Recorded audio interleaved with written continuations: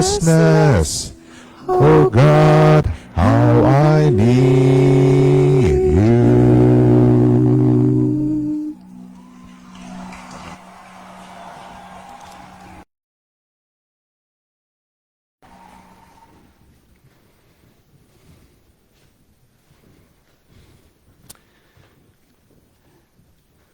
Ja, Here, ons verklaar ons afhanklikheid van U.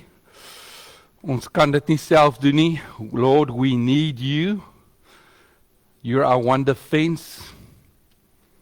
We know, Lord, that we can do all things through God who strengthens us. Ons is meer as oorwinnaars deur Jesus wat ons liefhet. En ons wil hierdie tyd kom gee en onsself kom afhanklik verklaar van U en ons vra dat U Heilige Gees ons opnuut sal kom vul met U krag, met U teenwoordigheid. Lord, give us wisdom and guidance for the giants in our lives that we have to face, and to teach us, Lord, out of your word and out of the story of David and Goliath, how to handle the giants in our lives. We praise you in Jesus' name. Amen.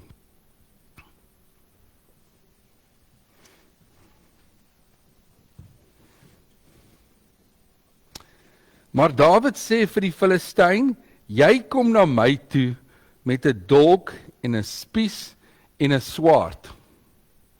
Maar ek kom na jou toe in die naam van die Here, die Almagtige, die God van die linies van Israel, wat jy verkleineer het. Vriende, genade vir julle en vrede van God deur Christus Jesus, ons Here. Baie welkom by ons erediens.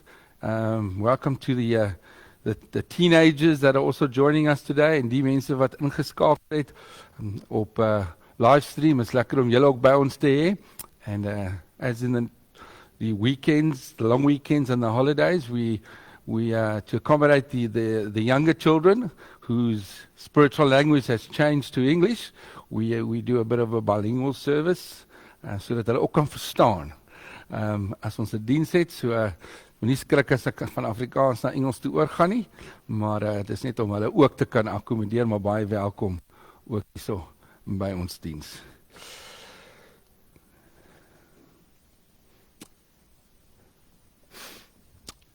Een klein dogtertjie is geboelie deur 'n groot seun by die skool. And I know there's a few teenagers here today, and it seems like that is quite a challenge in the schools, that kids get bullied.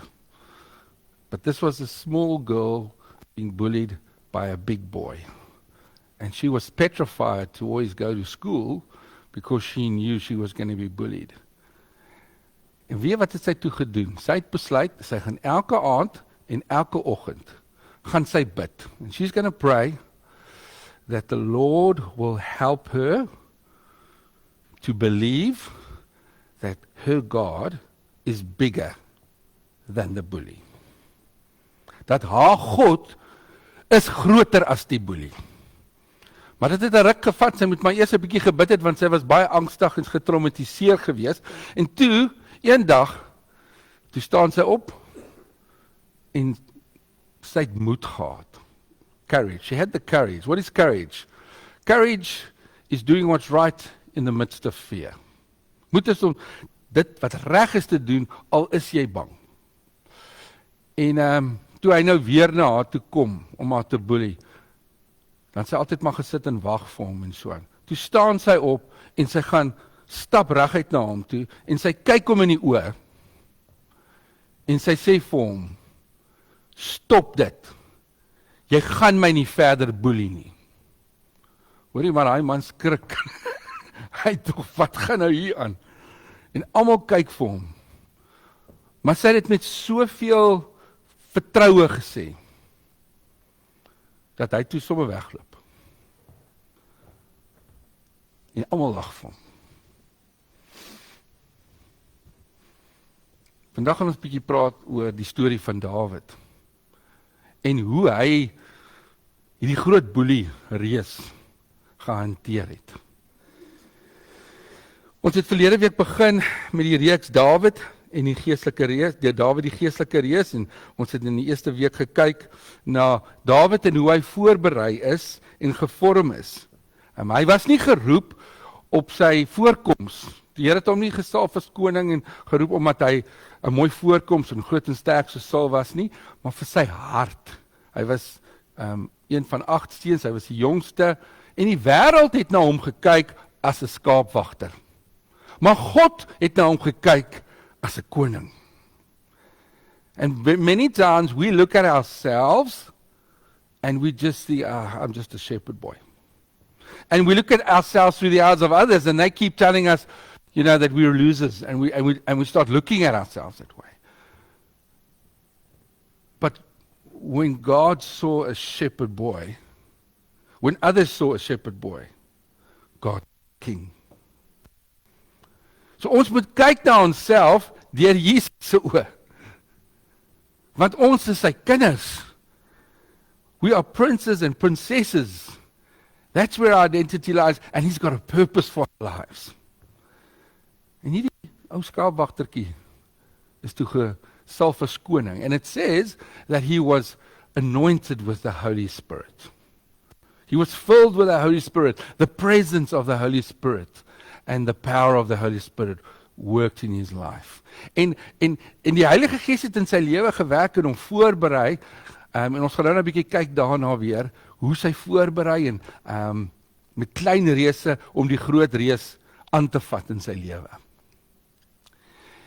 En hy het toe nou op 'n plek gekom waar dit wat hy geleer het en hierdie hart van hom wat reg was vir God in aksie gesit is. En dit het gekom met Goliat.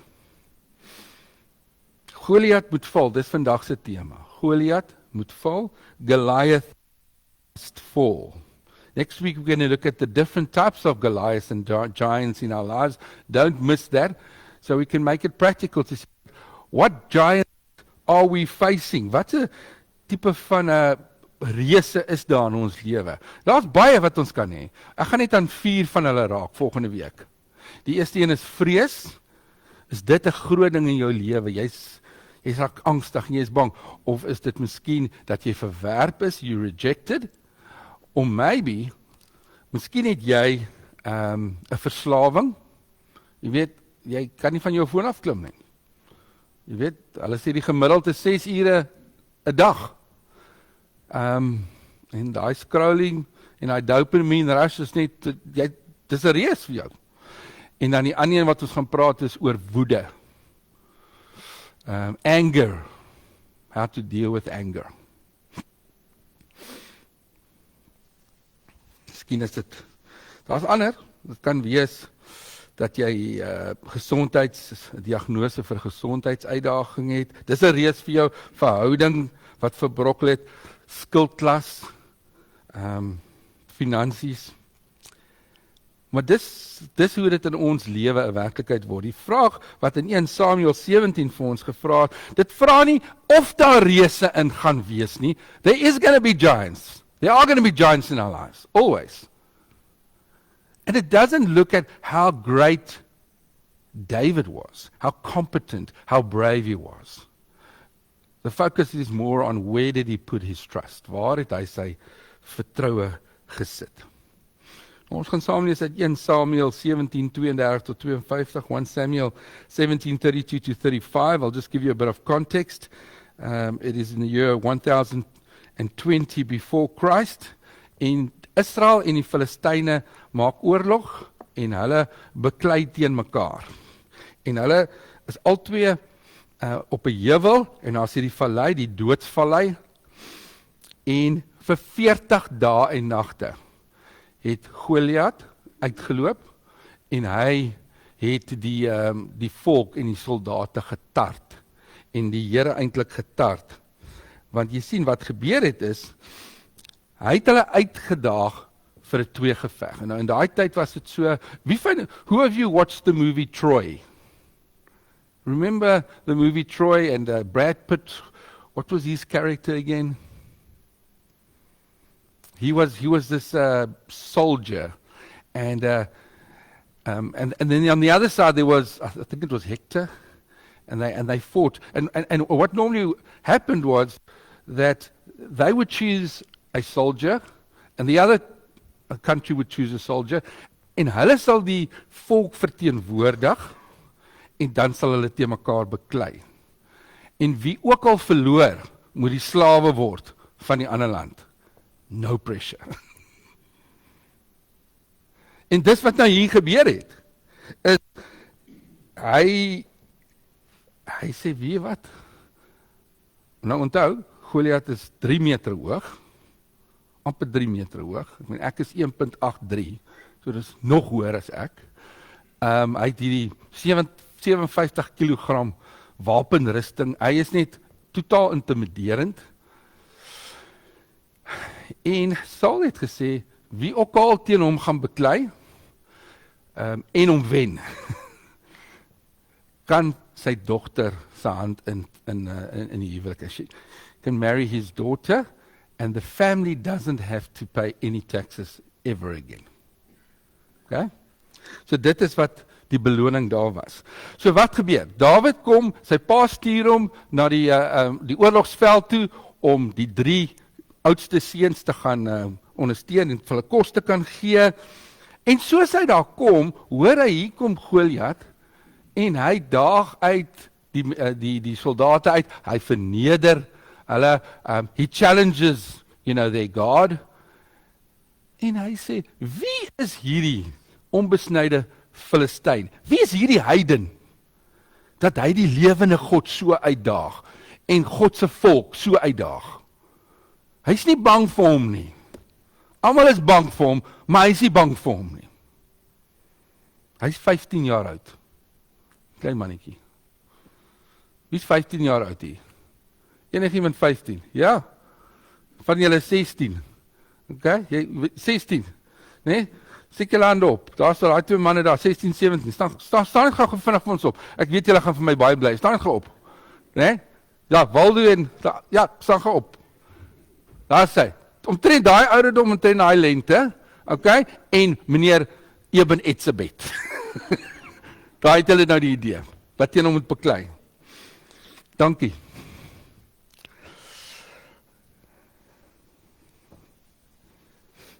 Nou, sy woede wat hy gehad het, was nie 'n etniese diskriminasie nie, dit was 'n teologiese uitdaging geweest. Dit was 'n goddelike uitdaging, want jy sien, hy was nie deel van die verbondsvolk geweest. Die verbondsvolk, Israel was God se verbondsvolk, en hy het gesê, I will protect you, and I will help you, and I will be with you. En hy was glad nie daarvan deel nie. So as jy die volk aangeval het, het jy God aangeval. En vir hom was dit, hoe kan hierdie ou die Here disrespekteer? Never mind om ons te disrespekteer, die Here te disrespekteer. En Dawid kon dit nie verstaan nie, en die soldate en die Israel en die koning, hulle almal was bang geweest. Hoekom? Want hulle het vergeet, wat het hierdie verbonds God vir hulle gedoen? They forgot how they were released from Egypt. En hoe die Here hulle deur die see gevat het. En hoe hy gesorg het vir hulle in die woestyn, en hy gave them food and took care of them in the desert. En hoe hulle die om Jericho geloop het en die mure geval het. Hulle het vergeet. How many times we go through a challenge and there's a giant that we face? And for everyone it's different. My pa het altyd gesê, elkeen dra sy eie kruis. Jy dan dink jy, my kruis is erg, en dan hoor jy van iemand anders se kruis en sê, ja, ek is bly ek dra nie hulle kruis nie. Almal dra 'n kruis. But we forget how God has been faithful and how He provided for us. So kom ons lees bietjie saam uit 1 Samuel 17 vers 32 tot 52. Okay, daar's 20 verse. Ek gaan probeer om dit vinnig deur te gaan. Julle ken die storie, maar laat ek hom gou net weer oorgaan.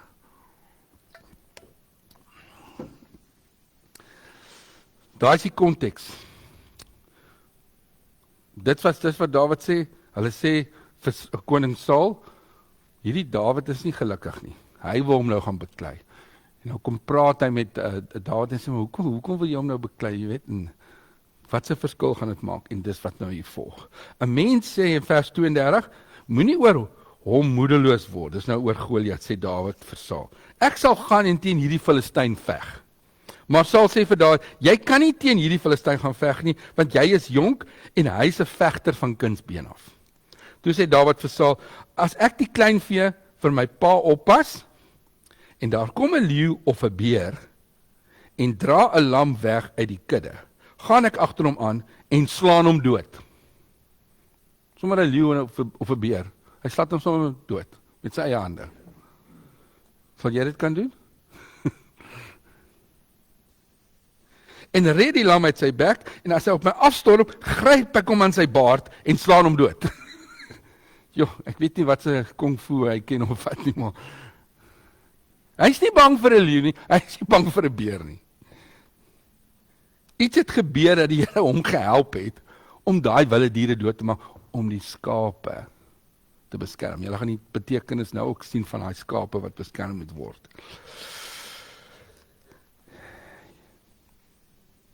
En hierdie heiden, hierdie Filistyn, sal soos hulle word. Want hy het die linies van die lewende God verkleineer. Die Here laat hom nie verkleineer nie. Die Here se eer word nie aangetast nie. No one disrespects the Lord. And he stands up and he says, because he's done that, he will be like the lion and the bear. So ek is nie bang nie. Ek het dit gedoen, so ek sal hom kan aanvat.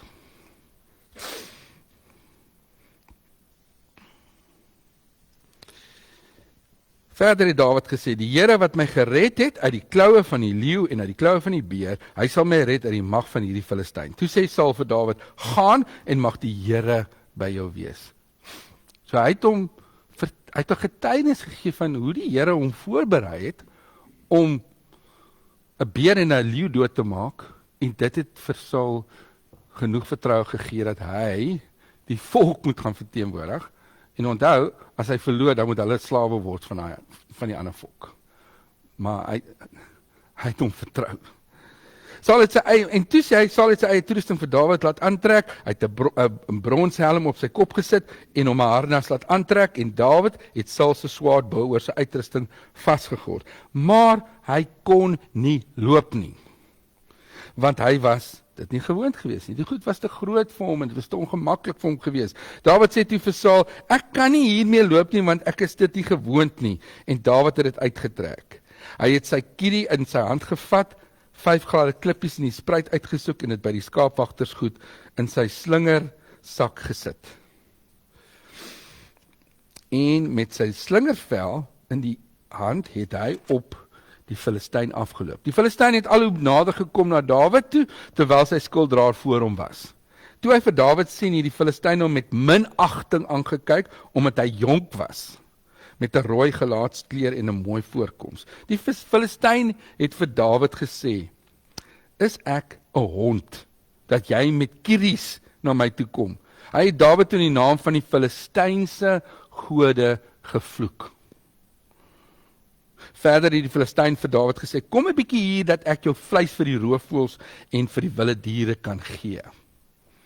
Ja, ek weet nie van julle nie, maar ek dink ek sou nogal bang gewees het op daardie stadium. Maar Dawid sê vir die Filistyn, jy kom na my toe met 'n dolk en 'n spies en 'n swaard, maar ek kom na jou in die naam van die Here, die Almagtige. Die God van die linies van Israel, wat jy verkleineer. Ek kom na jou in die naam van die Here. In Jesus naam kom ek na jou. Besef julle die geloofsverklaring. Hy het 'n geestelike pen neergesit. Jy kan kom net soos jy wil, maar ek kom na jou met die gesag van die Here God. Vandag, hy is nogal jy weet, daar's 'n fyn lyn tussen selfvertroue en 'n bietjie to be confident en 'n bit, overconfident. Hy sê, vandag sal die Here jou in my mag oorgee, sodat ek jou kan verslaan en jou kop van jou lyf afklap. Dan sal ek vandag nog die lyke van die Filistyne laar vir die roofvoëls en vir die wilde diere gee, sodat die hele wêreld kan besef dat Israel 'n God het.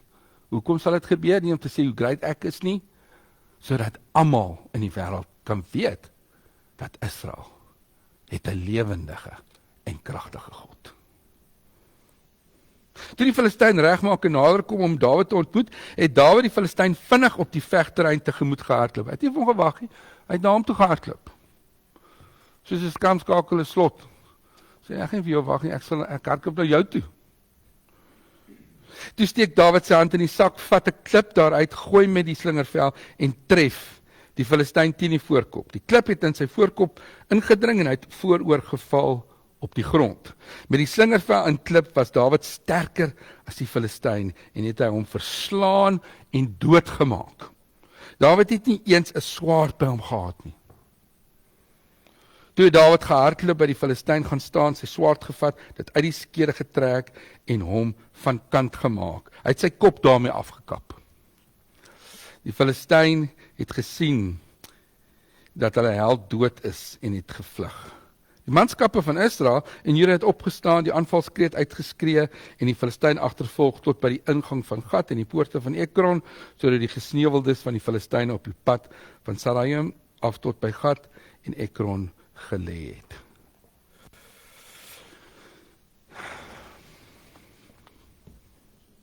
Ons gaan 'n bietjie kyk na 'n paar aspekte van wat hier gebeur het. Eerstens, geloof word gebou in klein dinge. Faith is built in small things. Verse 34 to verse 37, dit sê so opsomming daarvan, die dienaar het die kudde van die vader opgepas en as daar 'n leeu of 'n beer gekom het, hulle weggedra het ek hulle agtervolg en die Here wat my gered het uit die klou van die leeu en beer, hy sal my red. Wat sê hy hierso? Wat sê dit vir ons? Voordat hy vir Goliat kon aanvat, die reus, moes hy in die alledaagse lewe eers die klein reuse aanvat.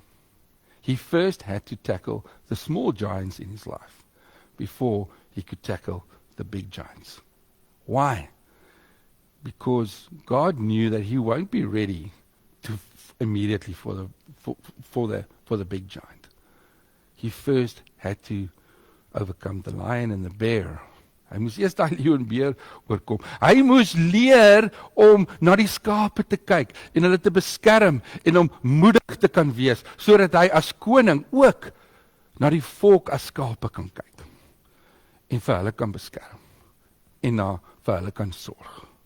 He had to go through that. En in Lukas 16 vers 10 sê dit, wie getrou is in die kleinste ding, is ook getrou in die grootte. En as jy na jou lewe kyk, if you look at your life, you might be going through different things in your life. Say you're playing a sport, netball or rugby or something, and you're in this team now, but now you're just learning how to shoot and you're learning some defense, and then later on you start playing in the other senior teams, but now you've learned how to do it, and there's pressure, but you're confident.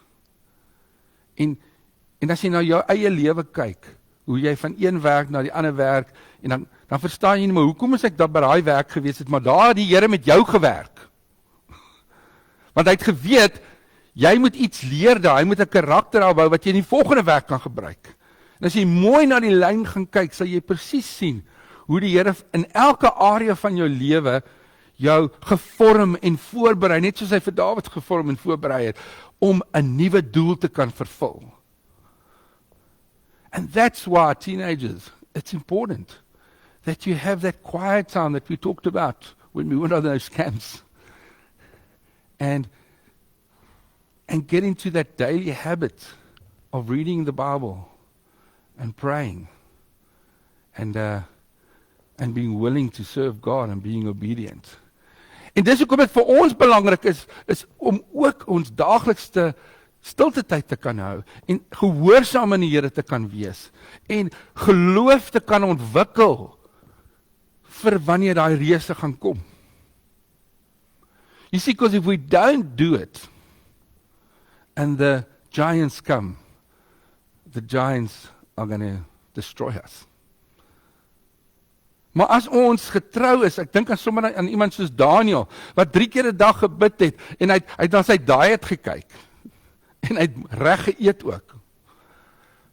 En toe die reus kom, dat hy in 'n leeukuil gegooi word, toe sy geloof sterk, en hy vertrou op God. Soos daai meisie waarvan ek gepraat het in die begin. Sy was so bang en getraumatiseer, maar hoe meer sy gebid het en die Here gevra het en vertrou het, hoe meer het daar 'n reus in haar wakker geword. En het sy moedig geraak, she got courage and she said, now I'm going to do it. So we have to go through those times of preparation. En dis wat hy deurgegaan het. En die tweede een waarna ons gaan kyk is, hoe het Dawid beklei? Nou onthou, ons gaan volgende week kyk na verskillende reëse in ons lewens. En ek wil jy moet so lank dink, think about what are the giants in your life that you are struggling with. Is it maybe rejection or fear or maybe it's schoolwork or addiction, anger. Just think about what is the biggest thing. And then next week we'll talk about that. But it'll be too much. I'll keep you here till 1 o'clock if I do that and this now. I'm just going to focus on, he was prepared, but then, how did he fight the giant? How did he do it? Hoe het hy dit oorkom? Now, in actual fact, Saul, the king, should have fought the giant. He was the general of the army. Hy was 'n koplengte langer gewees as die ander soldate. Hy was sterk gewees. Hy moes dit eintlik gedoen het. Maar Dawid, Saul hy's angstig en hy's bang en hy het nie geloof gehad nie. Hy was nie op 'n goeie plek met die Here gewees nie. En in plaas daarvan, dan kom ek sê, jy weet as jy, who of you like UFC fighting? I think Driekus is fighting today, isn't he? Wie van julle hou van die UFC gevegte? Enigiemand? Okay, daar's 3 van julle, okay. Nou, aan die een kant, yes, vir hierdie groot geveg, het ons vir Dawid, 15-jarige klein seentjie. Maar moenie worry nie, hy het 'n slingervel. En hy het 'n staf. En 5 klippies. Now, if you think of the story of David, what do you think of those stones? How big do you think those stones were? You just think of it like a small stone, eh? It's like a big coin. You know how big those stones were? Like baseball balls. En hulle was rond en glad, soos baseball balls, wat hy gevat het. En as hy hom gegooi het, geslinger het, dan het hy teen 160 km/h gegaan. So some of the fastest bowlers bowled at 160 kilometers an hour. And there were people, when it hit them, their heads, they died. So you can think of, if it's coming at that speed, that type of rock, and it hits you, dan het jy nie 'n kans nie. So, ons het vir Dawid aan die een kant.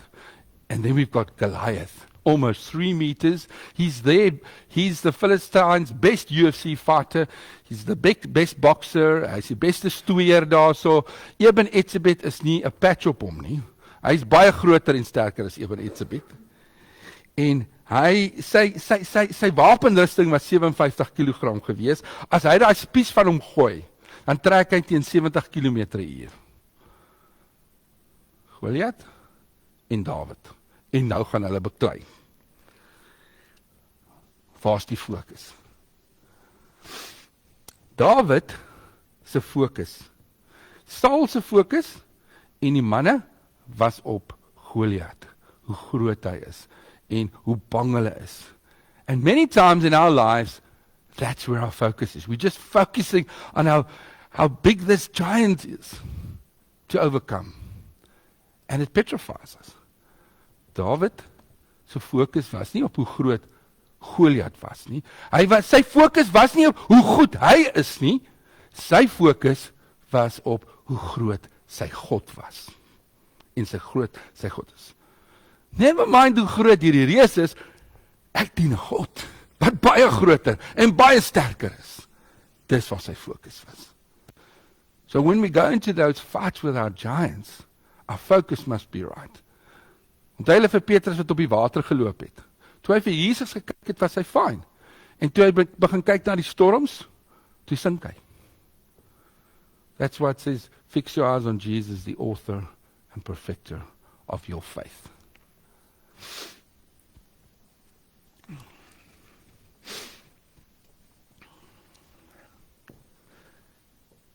Interesting, David, he refers to the Lord, Yahweh, a couple of times. Hy praat van die Here, my God. Dis sy verbondsnaam. Goliat verwys na die gode, die Filistynse gode. Een is 'n enkel persoonlike naam, wat die hele wêreld gaan bekend word, en die ander is net die naamlose gode. Dan, die wapenrusting het ek vir julle verduidelik.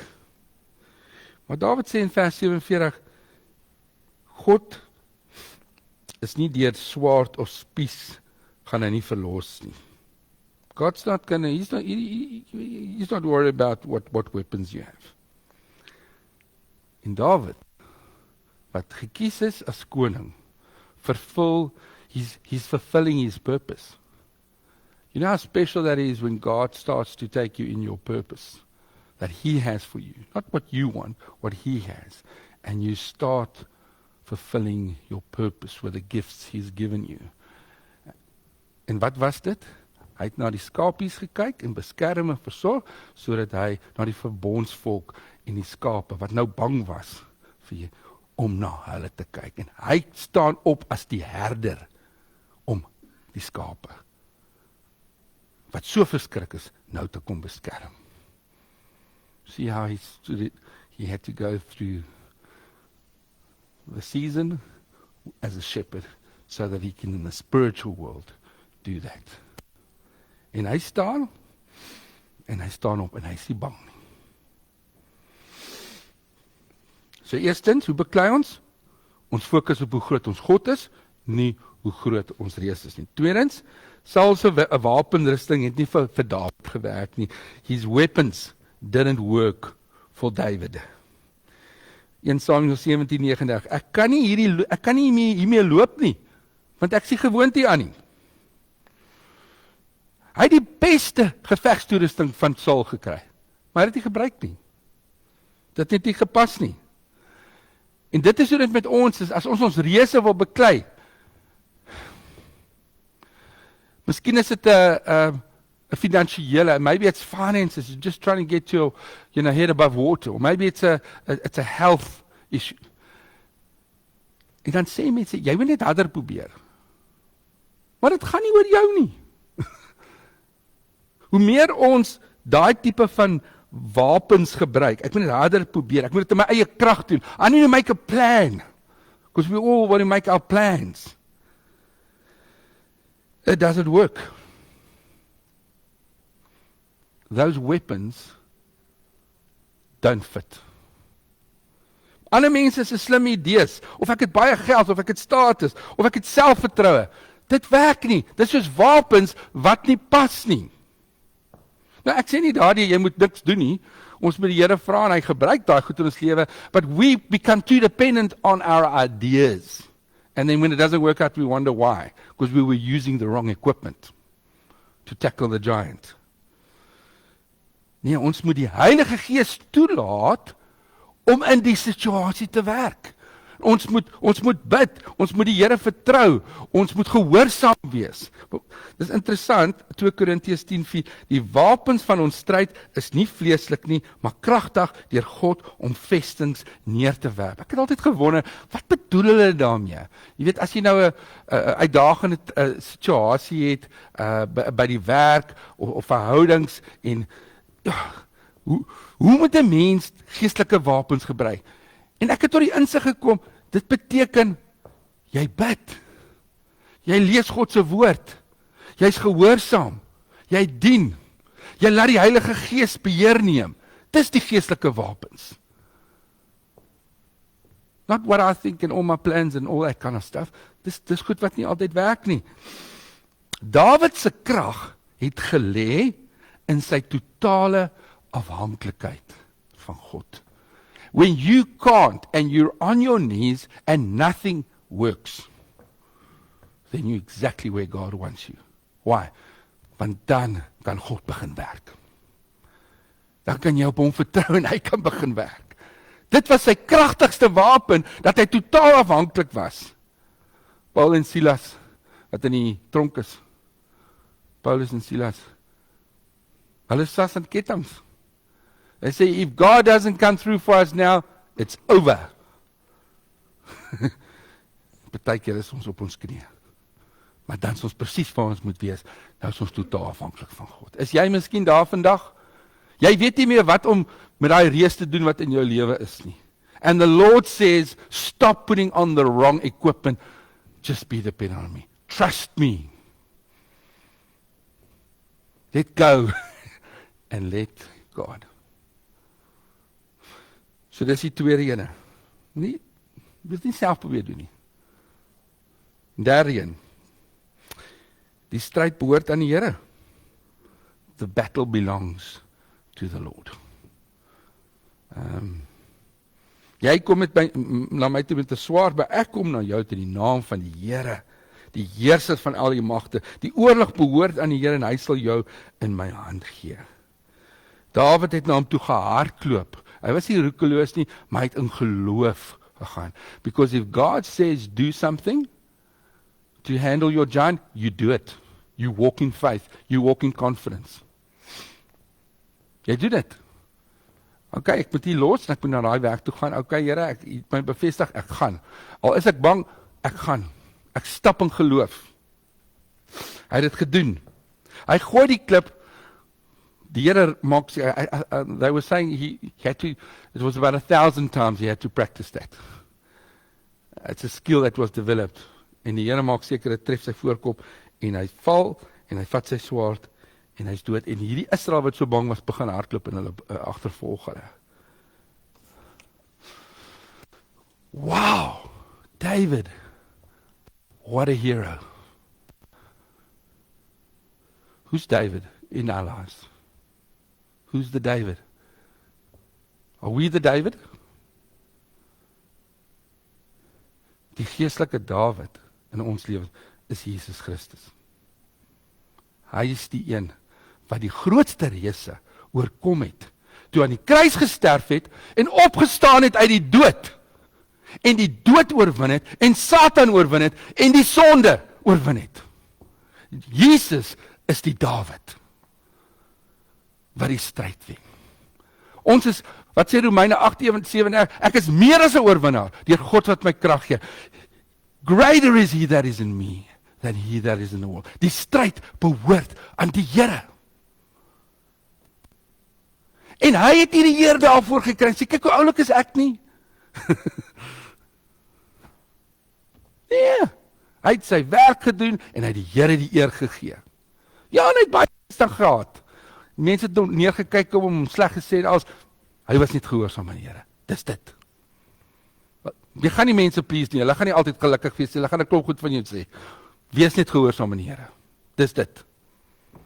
Dis al wat saak maak.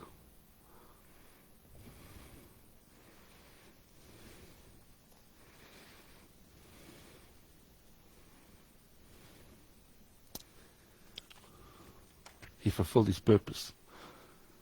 He glorified God. And he was the shepherd that saved the sheep. Vriende, Goliath moet val. Goliath must fall. Our Goliath must fall. What is your Goliath? I want you to go and think and pray about it this week. What are your Goliaths? Is it sickness, finances? Miskien is dit vrees of versoeking. Miskien is dit 'n boelie by die skool. Exams coming up. Teleurstelling, swaarmoedigheid, sonde. Dis nie omdat hy so sterk was, maar omdat die lewende God aan sy kant was, dat hy dit kon oorkom. So, the challenge to us, number one, identify your Goliath. And the Holy Spirit will show you who's that or what is that Goliath in your life. Because there will always be Goliaths. Tweedens, wees getrou en bou geloof in die klein dinge. Prepare, like someone that's going to play rugby or soccer or they're going to do athletics, they have to train for it. So they can be strong when the race comes and they can be fast. Ons moet geestelike dissiplines inbou dat ons God se woord in ons kan kry en sy beloftes, ons moet bid, ons moet gehoorsaam wees. Ons train onsself om die klein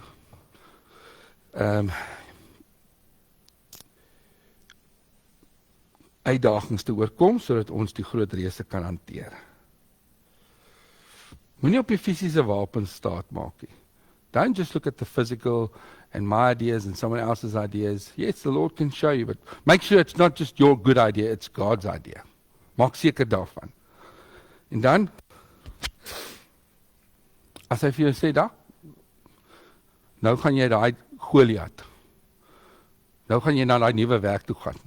En jy is nou bang, want jy is so gewoond om die ding so te hê, nou sit al die veranderinge, dan stap jy daai ding in geloof.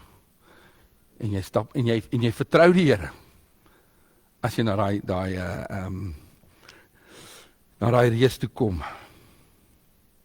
En jou vertrekpunt, ek is meer as 'n oorwinnaar. Because I'm a child of God, I'm valuable, and I'm more than a conqueror. Ek is meer as oorwinning. Jy verwag oorwinning. Nie, ek gaan nou weer eens gebukkend onder die genade moet probeer nie. Ek verwag oorwinning. Ek gaan dit reg kry. Want ek is God se kind.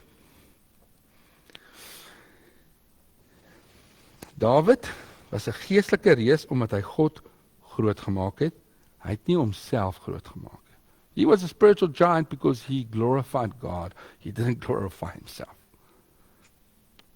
So if you're 8 years, 16 years, 45, 80, it doesn't matter.